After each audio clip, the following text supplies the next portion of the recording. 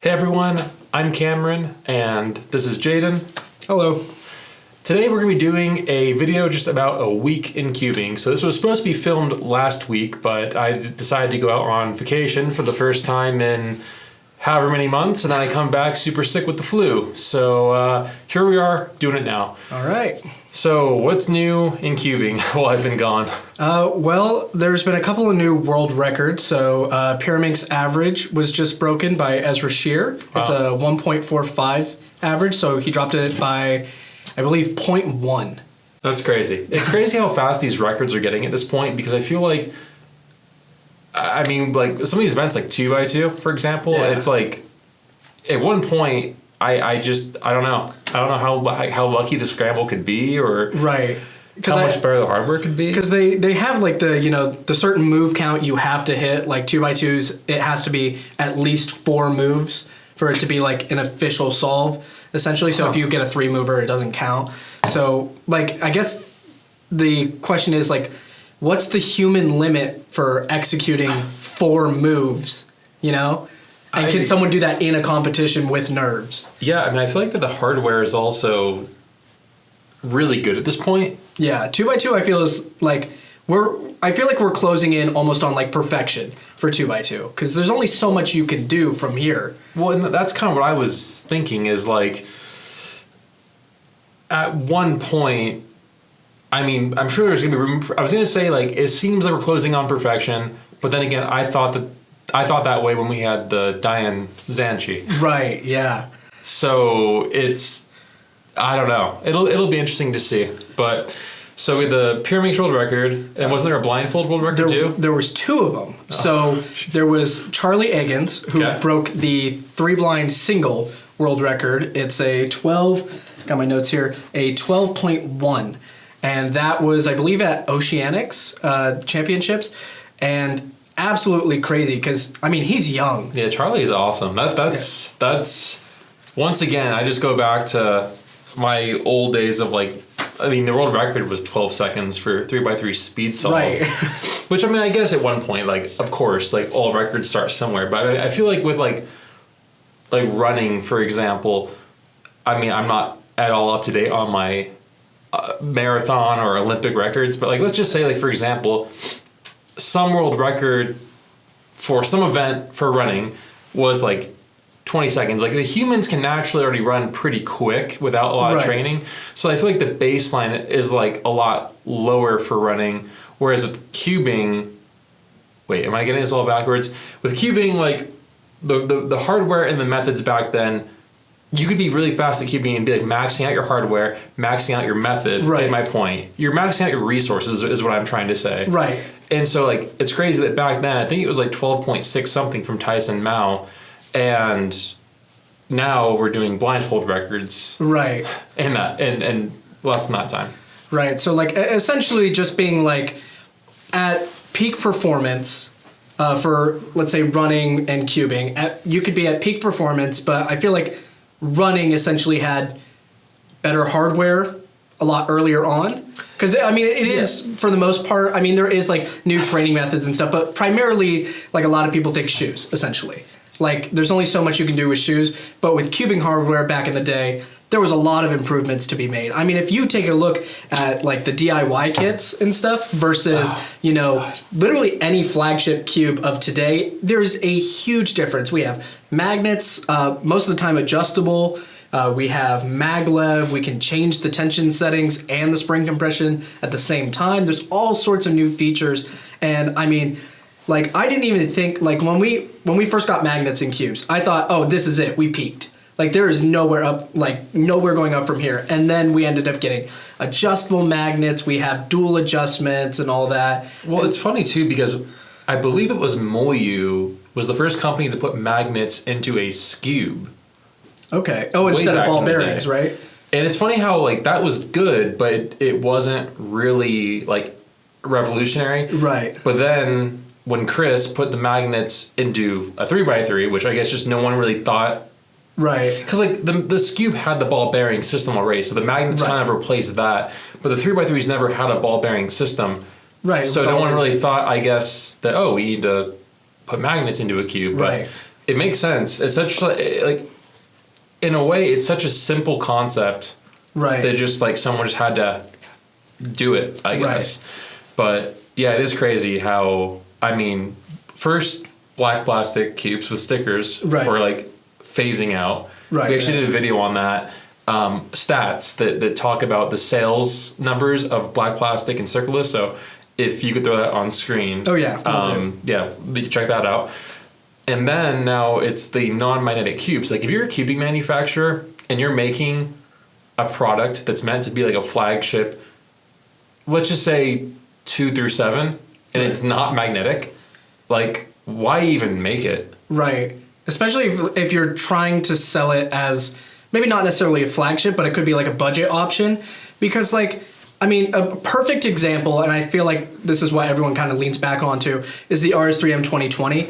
It is a budget cube, you know, it's less than $10, and it has a dual adjustment system. It's got magnets, the performance is incredible. So if you don't hit that baseline, there's essentially no reason to get that cube. You might as well just get the RS3M 2020. And I feel like that can apply for some other cubes like 2x2s. Like the MGC is $10. I still use that one. I got it the day it came out. I'm still using the same one. And well, speaking of the RS3M 2020, it's crazy how people just won't let go of that cube. Yeah. Like, meaning, I think it had so much hype and publicity around it over the years that even though the RS3M V5, which we'll talk about a little bit later, even I think the non-dual adjustment one, which is the same price as the RS3M 2020, I think it's out of box versus out of the box. I think it's a better cube. I think so too. From what I've tried out. That's the only one I've tried out of the 5. Right, and we haven't even set them up yet. Yeah. So we don't even know what that's going to be like. So yeah, it's interesting with the hardware, I guess. But speaking of cubes and stuff, it's my favorite time of the year, Halloween. Yes. And this has been easily the least Halloween I think in my life. So generally, like Veronica and I, 2 years, so like before we moved to Las Vegas, we would like end of August have like our Halloween decorations up, and we have like these big 12-foot skeletons and stuff from Home Depot. And like we were always like the pests in the neighborhood, where like the neighbors would be like, man, now we get to stare at this for 2 full months. Right. But yeah, when we first moved, it was hard because we were in a temporary living situation. So we didn't really do much last year. But we did like a few like little indoor, like we have like a Halloween town as well that we like to do and that we collect. Okay. But then this year, it's just been weird. Like 2023 has been a very weird year. Arguably a bad year compared to like the last 5 to 10 years. It's been like probably one of the worst years in the last decade of my life. And I mean, I just think back to like, it's a lot of micro things adding up. Right. But like, I mean, some big things like the warehouse flood, that's just, I mean, that feels like a lifetime ago. Yeah. But the point being that, yeah, it's just been a weird year. And like before we knew it, September came and we didn't do anything. And then October came and we had last minute plans. We actually went to the Power Trip concert. So her parents are like big concert people now in their retirement, and they had a spare ticket. And so I tagged along and we did that, which consumed like a week of the start of October.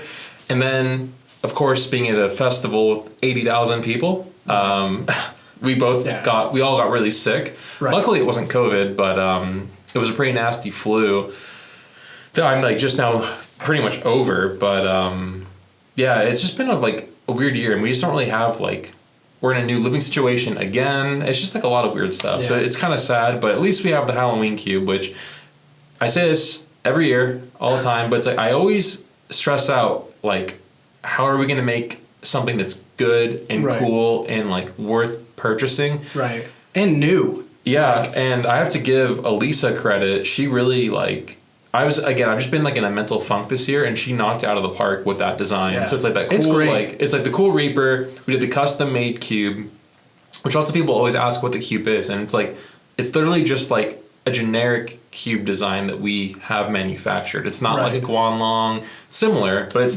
not like a cube. Right. Very like cheap, basic design. Yeah, it's good though. Yeah. Like, 'cause I know that in previous years, some people complained about like, we used to actually not get them lubricated from the factory. Oh, okay. Reason being that the jack-o'-lantern lubricant, which like it's sacrilege if you don't use that in your smoky cube. Yeah. I didn't want to like compromise the lubing mixings, even though I always preach that you should like wipe down the factory lubricant. I know that people just send it and like throw in like our lubricant when the cube is new, but I just decided to like alleviate some of the complaints. We just opted to get like the factory lube treatment, which just makes it easier. And that's not that bad, honestly. Like I had them use a specific kind of lubricant over there that's like a lot better, and I think next year I might just send them over jack-o'-lantern. Okay, and just like pre-lube it with it? Yeah. So that would be cool. Yeah. But it's just, I tried to send Lunar over a few years ago, and sending over large amounts of random liquid as far as the government is concerned to China did not end very well. So that was kind of a expensive loss. Yeah. And speaking on just like Halloween being just weird this year, or just this year in general being weird, I think with the move, it put you in a mindset of just being like stressed out, and because you're just on top of everything, and those little minor things that, you know, slip between the cracks, I think is what we're dealing with now. And since they're minor things, it's almost like, oh, I can put it off till tomorrow or whatever. But each minor thing can build up, and then it's a big thing, and now we're all just trying to, you know, kind of catch back up on that. And I think that's why this year's kind of been a little bit funky, is just catching up on all those little things that seem like every once in a while it's like, oh, it's not that big of a deal, like we can push this back a little bit. And then you kind of realize it's like the further we push this back, the bigger of an issue it becomes. But I think we're catching up pretty well. Yeah, I think a lot of it is that every year we feel like we're completely dialed in, and then the next year there's more stuff, there's new stuff to dial in. And I mean, luckily, like we have a really good staff situation that we have for a few years, so that's been like nice and stable. But it's just really tough. Like there's so much happening in the world, you know. It's just like, I don't know. There's just so many wild cards at play, and everybody has their own kind of like issues to deal with. So I've been finding myself having to pick up everybody's slack. Like I told you, how every morning I spend about 2 hours of my morning going through everybody's like to-do list, essentially, and making sure that everything is getting done how it needs to, and that, because you know, like it's weird that everyone's kind of like built differently, thinks differently, and I mean, there's just things that are like super, like I'm really good about always updating task statuses, for example, but that's not everybody's strong suit. So like, I mean, even me, you know, but I am relatively new to it, though it's not like the, you know, the greatest excuse in the world. But like, you know, just updating statuses, you know, the first, like pretty much the whole first year I worked here, I worked primarily just setting up the custom cubes. So to switch over to doing pretty much an entirely different thing, like helping out with the social media, doing the YouTube videos and the shorts, and actually having to update tasks myself instead of, you know, knowing that's going to get done. Yeah. You know, it's been a change. Obviously, I'm better at it, a lot better at it now. But, you know, just those like little things, again, like not everyone's built the same way. So the way they operate and think that things should go, you know, they do things a little bit differently. But I mean, there's a reason we have certain things set in place, is because we know it works. And like, let's see, like when we pick showroom items, when we grab those for the customers when they purchase, we have a certain way of doing it, and we kind of fell out of doing it that way, and it kind of caused some issues. And that was primarily because the way we function was like, oh, it's just easier, quicker this way. Yeah. But again, we have certain ways of doing things because it negates those issues, and we can avoid them. I think that's the toughest thing, is that I think part of being like a good leader or manager is how you handle people. And so I try to be patient and everything. I think I have a good track record of doing that. Yeah. But it's also like, I'm super open to feedback from anybody on any topic. Right. But like 9 times out of 10, I've been doing this. People don't realize I've been doing this since 2009. Yeah. So it's like, I'm always learning, don't get me wrong, but I have dialed in a lot of this stuff to where it's like, look, I appreciate your insight, but I've been there, done that, and here's why we do it this way. Right. And most people receive it very well, but like I've had people that have worked for us in the past that just cannot it hurts me to like always. And there was one person in particular who was super excited to give me all these ideas and everything, and I just was constantly having to tell them no, right, in like a polite way, right. And it wasn't in the sense that it was like, no, I just don't want to do it. It's just that there was reasons that you weren't doing it because you've already either tried this or someone else has tried it, and you've figured out that it's not the best way of doing it. Yeah, and like I even at one point, one of their suggestions was something showroom related that was like relatively low risk that I kind of knew it wasn't gonna work, but just for the sake of letting them have their moment, I was like, we'll try it. And It didn't work out. And at least they kind of got to see, okay, that's why we do it this way. Right. But you can only do that with so many things when you're running a business that that hundreds of thousands of people around the world depend on and and expect a certain level of service.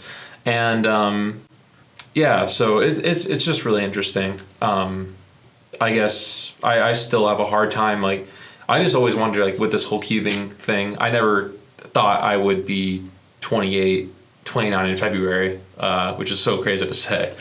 But like, I never thought I'd be sitting here in this building with all these people like that I'm solely responsible for. Like at the end of the day, everybody has to get paid. I'm the last in line. But the catch is, now that I'm almost 29, have my own adult responsibilities, I'm kind of getting to the point where it's like I can't run the I'm just investing back into the business card for too long. So that's been a bit of a challenge. But yeah, I mean, again, I guess kind of bringing back to the Halloween stuff, that was an interesting tangent. But yeah, we're doing that all blowout period for that. So if you want to get any of that, it's all available. Links down below. We have the perfect bundle, which is the best value that I recommend. You get the mat, you get your 4 cube bags, cube stand, get the cube itself, and then the lube. And the new thing that we did this year is I gave the option to pick the lubricant bottle size. Okay. It defaults to 5 mils, but then you could pick the 10 or 15. Because I realized like some people might want that flexibility. Yeah. So I know a lot of people, especially in our Discord, they usually ask for the seasonal lubricants because, you know, they're pretty good. Like, people really enjoy using them. They work really well with a lot of cubes. And what will happen is they use it in a lot of their cubes and they run out since it's only the 5 mil size. Yeah. And so we'll get people who ask, you know, throughout the year, and they'll say, you know, is there any way I can just buy some extra in the off season? And I think with the option of having different sizes, if they choose the 15 mil, it'll last a lot longer and maybe hopefully last till, you know, the next Halloween season. I feel like people also, because there's also the opposite where people like will buy a small bottle and it lasts them to the next year, which I think that some people do not lubricate their cube enough. And what's interesting about it is that their cube doesn't feel bad, but if they would just wipe it down and apply a little bit more, it would feel so much better. Right. And it's interesting how like there's been people in person at competitions that like we talked about this and I'm like, well, here, can we just, even because like Lunar is a good like refresher lubricant, even if you don't wipe down your cube like periodically, it does a good job of kind of like cleaning. I don't want to say cleaning, but it works well even if your cube is like dirty by definition. It's almost like revitalizing the cube. Just kind of bringing it back to life. And they're oftentimes really surprised, like, wow, I've been using this cube and I didn't know how much better it could have been. Right. So that's why like I tend to recommend people like just lube your cube every 2 to 4 weeks, depending how much you're solving. Right. That way you have like a timeline and you don't have to use the same amount every single time. Like if you feel like you didn't cube as much the last month, just do half of it or whatever. But just something just to keep up with it, because I know hardware is just the biggest thing that people, it's so, I mean, some of these poor cubes that like we come across at competitions and stuff are just like, they're just beat. It's shocking to me. Yeah. But, and we have our own competition coming up on the 28th, which as of recording this is in about 2 weeks. And I'm sure we'll probably see some cubes there that are going to need some revitalizing, and we'll be selling lubes there. So yeah. So if anyone's interested, by the time you're watching this, it's October 28th, Las Vegas at the Orleans Casino. which is where we held the last one. And it's interesting now that we're kind of in the streak of doing WCA competitions. Yeah. So I sort of favor doing non-WCA prior. Right. Just reason being it's easier. Like as we saw with this one, Right. we kind of announced it way late as far as I'm concerned, which a lot of that is just because there's lots of hurdles you have to jump through. A lot of like pretty big like technical difficulties, and it was like getting a venue, like especially in like anytime near a holiday or anything, or even just since we're in the Vegas area, we have most of the venues are like casinos and stuff, hotel casinos. So those are usually big hotspots. So they charge more, or someone else has already booked it for the dates you want. So it was such a hurdle getting over that. And I remember we called probably 2 or 3 times at first and pretty much just got shut down. And then we did like a last ditch effort and it like barely worked out. Yeah, it was lucky because we only even got, like the first time at the Orleans, it was super easy to get a reservation. Yeah. And so I didn't think it'd be an issue, but this time around, it was just, they're like booked into like 2024. And so we only got this because someone canceled. And so it was very last minute. And then the WCA has lots of things you have to deal with and lots of people to deal with. And that's the other thing is where like I'm a perfectionist, which is one of, we talked earlier about how people have they're built differently. One of my flaws is that I am a perfectionist, which works for me and against me. Right. But like it kills me because I have this complex where I feel like I have to do everything by myself for it to be done a certain way. And unfortunately, in this case, it's like when the competition website went live, I saw that the hyperlinks were wrong. Right. And they linked back to the Speed Cubing Summer, not the Vegas Cubing Fall. Our previous one. And it's just like things like that are just the simple things that are so easy to forget. But I think that it's those details that have allowed SpeedCubeShop to grow, because obviously it can't happen without support from you guys and everybody else. But I think that lots of people appreciate those details and it adds on to the experience. So that's I think why that's I think why people choose to shop with us, because we're consistent. Whereas like lots of other cube stores, I'm not going to say that they're all just bad because they're not us, but like they're very much like roller coasters. Like they have their seasons of like good, bad, okay, really bad, and really I feel good. We're pretty consistent. And that's the thing is it's like the way I look at running the business is that I don't care what time it is. Like if there's orders that need to go out by a certain deadline, I'm not above rolling up my sleeves and running out to the warehouse and doing what has to be done to get it out the door. Like it's just you have to do it. So, and I feel like there's a lot of like behind the scene things that a lot of people don't understand that you do. Like not only is he running just, you know, the shop and, you know, all the people here, but like we have our Team SES members, we have people overseas that also work for us. We have, you know, our customer service team and all that. And again, he's the head of all of it. So he has to not only I be have gray hairs, man. I have I'm getting some like legit gray hairs. So, hopefully I'll keep my color. So again, like not only is he running just the store in general, but we have a lot of these behind the scenes things that he's running. And again, with him being such a perfectionist and wanting things, you know, to run smoothly, you know, relinquishing some of that control, especially with me doing like videos, I imagine was probably on the harder side of things. Yeah. And like, in that kind of like, so like, I guess to address my like little break from YouTube, I've taken more breaks this year than I wanted to, but it's just hard, man. Like running a YouTube channel that has the expectations that ours does now. It's like a full-time job. And it's just very difficult for me to do that and everything else that I need to do. And they're all important, YouTube included. So it's like, how do you divvy up your time? But that's where it's like, you know, it was nice to be able to kind of give you the reins for a while, and now we can do this like this back and forth or joint thing. But it's just tough, and delegation's hard, and it's like we were even talking earlier about the Hulu thing. So it's funny how like on Hulu right now they have something called Huluween, which is, as you can imagine, their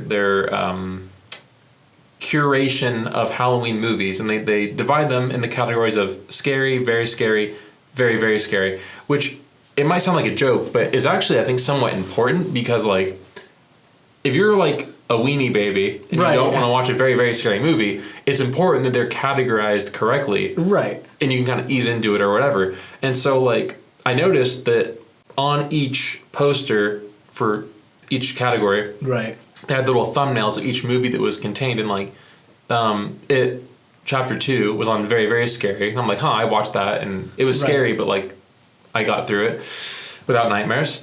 So, like, maybe I can handle that category. But I noticed Annabelle was in the very, very scary thing. Right. Like the thumbnail. But then I clicked on scary. It was also in the scary category. Right. And then we were just going through comedies. And then this other, it was called, like, Fear something, which definitely was not a comedy, was in the comedy section. And then I told you that Happy Time Murders, which is like that Muppets movie parody, which is not a children's movie. No, not at all. That was in the kids section. And I'm like, Delegation. You know, it's like someone is going to probably lose their job over that. Right. Maybe not. But, like, that's not going to be good for a parent who puts that on and, like, first 5 minutes, I think one of them gets, like, shot in the head. Spoiler alert. But, so it's essentially just being, like, you know, to trust someone else to do things right, you know, and it's hard. Any mistakes, you know, they're gonna happen. Right. Like, they're going to happen.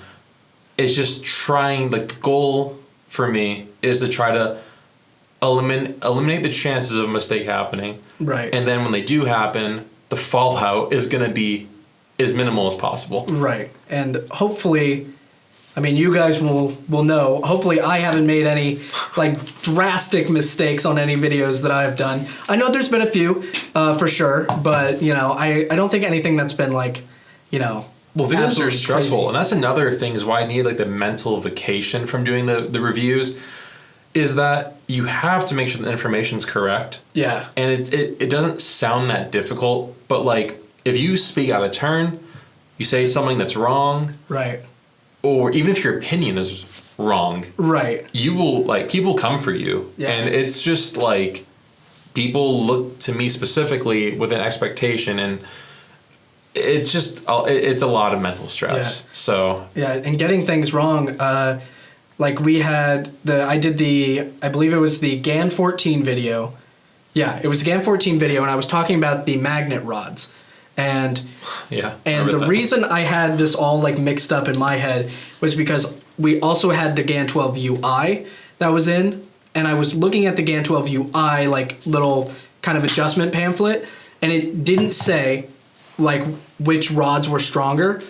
And so I guess for me, also trying to script the GAN 14 video, I kind of got it confused and thought the GAN 14 pamphlet didn't say which ones were stronger. So I went based off of the magnet feel, and I ended up being wrong. I believe I said the blue rods were stronger when they were weaker. Yeah. And it's one of those things where, you know, it's really stressful trying to make sure that you don't get similar products mixed up. You make sure that each product, all of the information is correct when you're saying it. And then a big part of it is, you know, just bringing everything you need, just bringing it all into the video room and making sure you have it all. It's a hassle. Because I remember there's been a couple of times where I've started recording and been like, oh, I totally forgot this. I had to stop recording or start over and grab it. That's the other thing is, like, having a dedicated studio room is amazing. I love it. But it also, recording videos has become a process. Yeah. It used to be setting up my Canon T3i, didn't even have autofocus when I was recording video.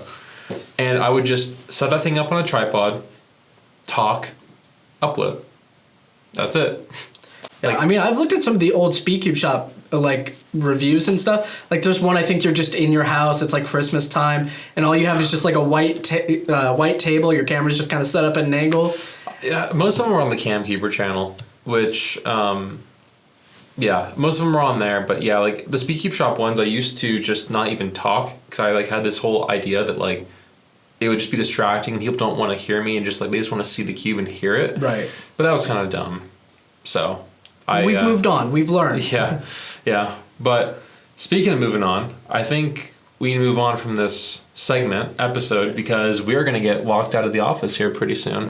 Let's see. Let's speed run some of the new cubes that have come in. So, should we? All right. Okay. We'll touch on. We'll touch on some of the There's so many topics. Let's just save it for the next one. We'll save it for the next episode. It'll still be relevant. We'll record this week. Get this one uploaded. I think we can one take this. I think this is a one takeable. I think so. So we can just upload this. Right. And we'll call it good. So that'll be interesting. Like, we have the SpeedCubeShop podcast. I don't really know if that's what this is, but I'm curious if you guys like this sort of content. I personally love just listening to people talk in the background when I'm at the gym or even just working. Like, just essentially kind of like a white noise, but educational, essentially. Interesting too. So yeah, I hope you guys enjoyed this different kind of video. It's I look forward to doing more of them and just talking about kind of what's new. That's the thing, is I feel like I want to be careful, because with the channel, you don't want to, like, I'd rather not make a new channel for this kind of content, right.